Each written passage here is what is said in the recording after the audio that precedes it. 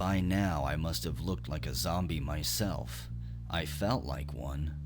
Being honest about it, I had to admit that I didn't know how a human being crossed over into the zombie state. I hadn't seen the process. The talkative monster implied he could control zombies, but he never said a word about how they were made. He simply lied about not reworking me if I surrendered. I wondered, was this how the others became what they were? Fighting a never-ending war that finally drove them mad? Wasn't a sign of insanity the conviction that everyone and everything is the enemy? That was the way I'd been living since I left the cafeteria and the two Rons and began my assault on Phobos base and wherever the hell I was now. Turning a corner, I was greeted by a sight not calculated to reassure a man doubting his sanity. A gigantic skull, half the length of a full-grown man, glared at me through empty sockets. It seemed to be made of brass. I stared into its eyeless sockets before allowing my gaze to lower. The giant metal skull had a tongue, a curving, snaky, metal tongue. There was no way this was standard issue in a UAC refinery. Of course, the skull's tongue had to be a lever. I can't help it, I said. I'm a born lever puller. If I were already dead and in hell, it hardly mattered what would happen if I pulled the lever. I still had a curiosity. And if I were still alive, trying to save humanity from an alien invasion, then I had even more curiosity. I pulled the lever. It was ice cold against my already chilled flesh. A metallic, grinding noise riveted my attention. It sounded like all the old, abandoned automobile plants in Detroit had started up at once. And with all that sound, one stupid box rose from the ground, containing another pair of skull-tongue switches. I pulled the next one in line, and heard a click from the wall directly in front of me. Moving to investigate, I saw a crack of light in the wall, then another, and another, until the yellow lines had formed a perfect square. Secret doors were losing their appeal for me. If this one were going to improve my opinion, then it had better offer something better than the usual collection of monsters. I shoved open the door with one mighty heave. A bloody, naked figure held a gun pointed directly at my face. By reflex, I shoved my own piece right between its eyes. Drop the gun. Drop the freaking gun. Put it down. Where I can swear see to them. God I'll Put your blow your hands fool up. head. On the ground. And On don't the ground. move. Her eyes were alive, and she spoke words. By now we both stood, each pistol pressed against each other's face, eyes wide with fear, wonder, and hope. Was it? Could it be? Could she be? Shouting at the top of our voices in pain, rage, and desperate need. My hammer was cocked, but my finger outside the trigger guard. I had just begun to suspect, just begun. Something clicked in my brain. The penny dropped. I recognized the bloody, disheveled, pallid creature. A dream come true, if true in a world that specialized in nightmares. Panting before my face, watching warily, ready to fire off half the magazine if necessary, stood the reason I had come this far and hadn't yet given up. I wanted to say her name, but I couldn't. We were each locked in a perimeter of silence, holding a gun against each other's face, doubts and paranoia having the only voice. One of us would have to say something. She went first. Drop the friggin' gun! The command came from a lifetime of giving not an inch or trusting without two forms of picture ID, and that had been back on Earth. She'd worked hard, her every friendship based on a sense of honor. She'd kicked her way onto this Mars mission, and this is what she'd found. But she'd survived, and I'd survived. She kept me alive with every AS and arrow, and maybe her fantasy that I'd come after her kept her alive. Why else use our private code, a link between just the two of us? But now there was no room for sentiment, only for certainty. "You're a dead man if you do not drop the freaking gun now." Oops. My arm and hand had been through too much to even consider it. My body was wired for instant responses, the same as her body if she were still the old Arlene. The only reason I hadn't blown her away automatically was the time spent praying she was alive, in a willingness to take a risk right now that she wasn't really a zombie. No zombie had ever spoken before, and somehow, covered with mud and gore, she looked too damn bad to be a zombie. Only the living could look that fried. "Arlene, your ass is mine," I replied. "I've had the drop on you since I opened the damn door." Zombies didn't talk that way either. They didn't tease or smile, a moment later when awareness crept across a human face. She returned that smile, and I knew everything would be all right. "Your finger wasn't even on the trigger, big guy. I'd have blown you away before you fumbled around and found it." She was wounded, disheveled, filthy, terrified, naked, and totally alive. "You're alive," I shouted. "No, really?" she shouted back. We slowly lowered our weapons simultaneously, mirror images of each other, grinning. Staring me up and down, she commented, "Nice fashion statement." I'd forgotten I was buck naked. My damned reflexes insisted on embarrassing me, and I reflexively covered myself. Well, I guess it was one more proof I was still fully human. I doubt that zombies are modest. "Turn your back for Christ's sake," I implored. "I will not," she answered, eyes roving where they shouldn't. "You're the first decent thing I've seen since this creep show began." If we kept this up, maybe things would get so bloody normal that the monsters would simply pack their suitcases and leave. Arlene could dish out a hard time when she wanted. I decided to get dressed, and finally I noticed the corpses and stripped one. She reached out a hand. "No, Fly, don't put those on yet. Please." My right foot was halfway into a boot far too small to fit. It stretched, conforming to the size of my foot. One size truly fits all. Arlene turned as red as the crimson wall. "Jesus, I'm sorry, Fly. You're my buddy. I shouldn't have made you uncomfortable. Forgive me?" I finished dressing. It didn't take long. Now it was my turn to look her over, which I did with a lot more subtlety than she did with me. I kept my eyes moving where she'd let hers stop in embarrassing places. God, she looked good. All the dirt and blood almost gave her the appearance of being dressed in a weirdly hip punk outfit. Her slender waist, tight, firm thighs, medium bust, and long arms made me think of more than the undeniable fact that she had the body of the ideal orbital pilot. Her ultimate goal when she'd earned enough in service to take a hiatus, get a degree, and take a commission. Space travel needed the occasional boost in morale.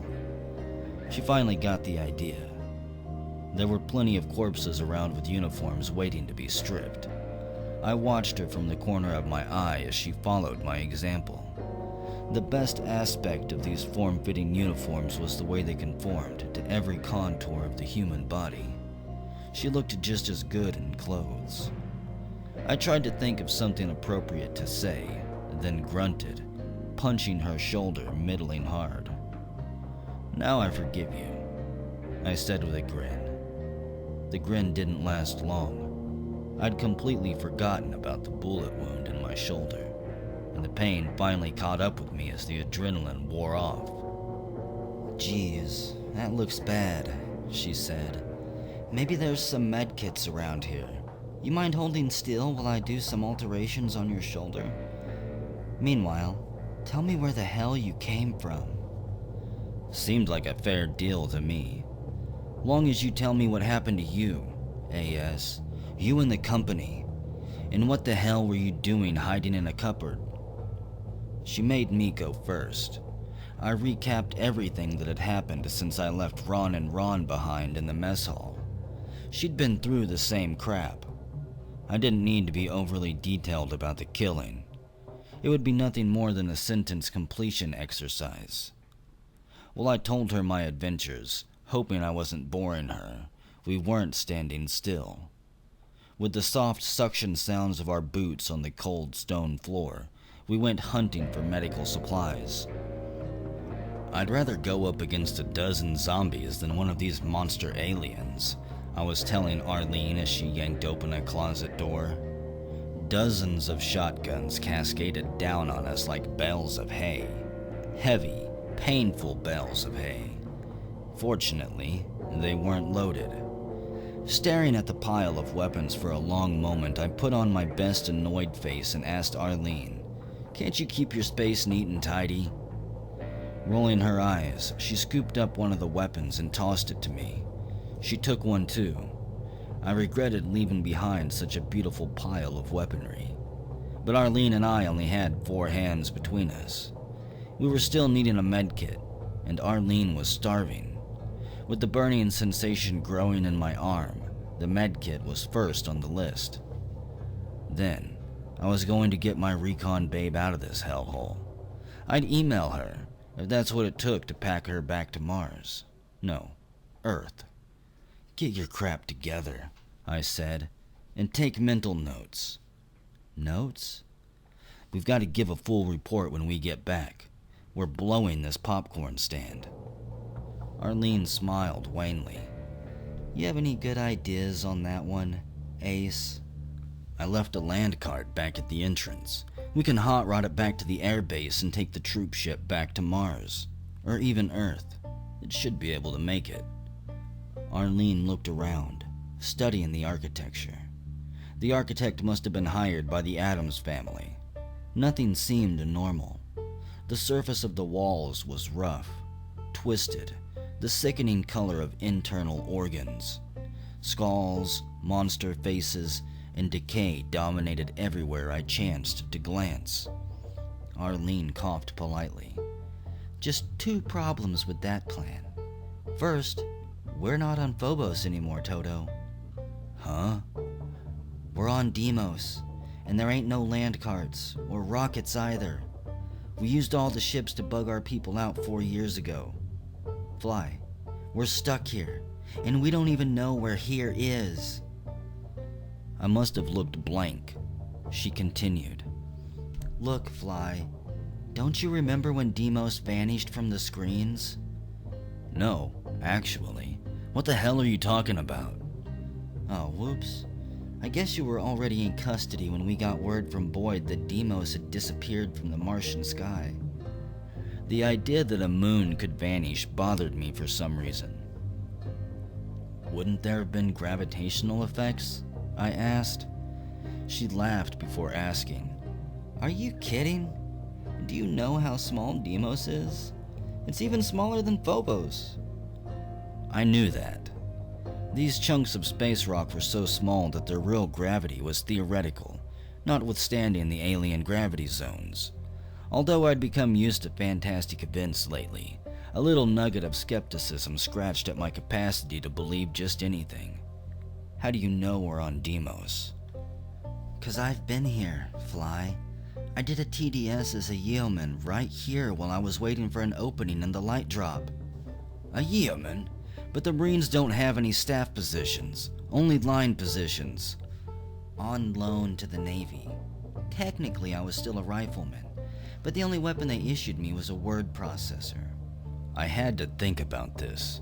The implications were definitely bad, and the image of Arlene Sanders as a secretary was astonishing. I looked up.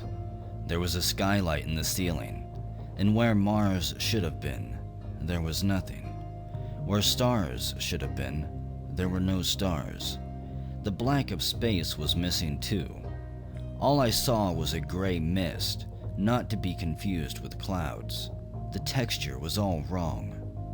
Having a gift for the obvious, I said, "We're not in orbit around Mars, are we?" She smiled and patted me on the head. Congrats, Fly.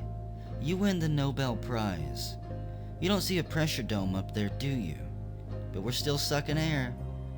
I know we're on Deimos. I recognize all the stuff that H.P. Lovecraft didn't redecorate. Who, I wanted to know, was H.P. Lovecraft? If he'd had anything to do with this, I wanted to punch his lights out. No, Fly, Arlene said. He was a fantasy writer, early 20th century American, obsessed with hybrid monsters and underground labyrinths, always describing ancient menaces as eldritch. I'd never heard the word before, but it sounded just right. This situation has got eldritch coming out the ass. You can say that again, she agreed. And this is Deimos, muchacho. Only thing is, these bastards have taken it somewhere. Great. So what's number 2? She looked puzzled for a moment. Then she frowned.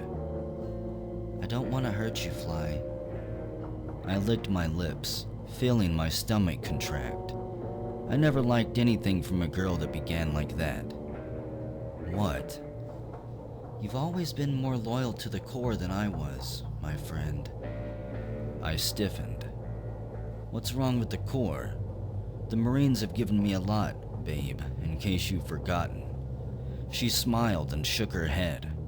Arlene hadn't forgotten my father, a pathological liar and petty thief who ended up doing 25 to life for his 4th felony conviction, trying to run down a state trooper with his pickup truck. He died in Vacaville 2 years later, from a cerebral hemorrhage, they said. My father was the pettiest, lowest, meanest man I ever knew.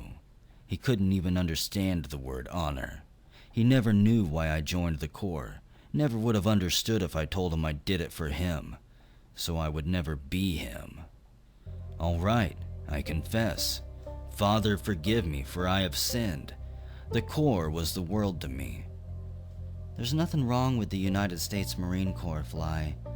But damn you, there's something a bit more important. Like what?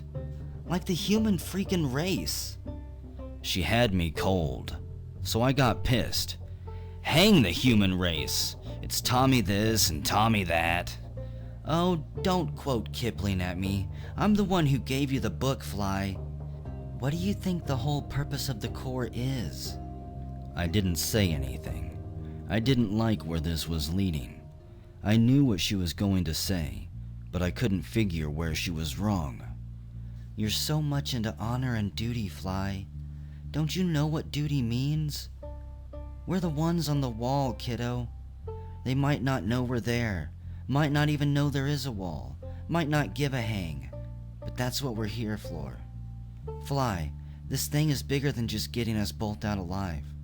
We're the only ones here, only ones who know about the invasion, the only ones who might be able to throw something big and heavy into the gears. And damn it to hell, I'm not gonna bug out until I do it. I glared at Arlene. I wanted to protect her, get her out of there. I was a man. She was my bull. I was a Marine, and so was Arlene. I understood what she meant about the wall. Somebody had to man it. Who else? I lowered my gaze. We couldn't just bug out, even if we could find a transport on abandoned Deimos. We had to get to the bottom of all this, and if Deimos was like Phobos, I had a bad feeling that meant getting to the bottom of the Deimos facility. For some weird reason, the alien monster demons preferred down. Besides, her point, number 1, still made sense. We don't even know where here is. Deimos had been yanked away somewhere. We were stuck. No rocket, no clue where we might be. Only that we weren't in orbit around Mars anymore. Up meant what? Empty space? Nothingness? The only way out if there was one, was down, following the levels of Deimos to the bottom. I glared up at her again. Her eyes were as cold as steel, as warm as the Sacred Heart. Well, don't expect me to say I'm sorry.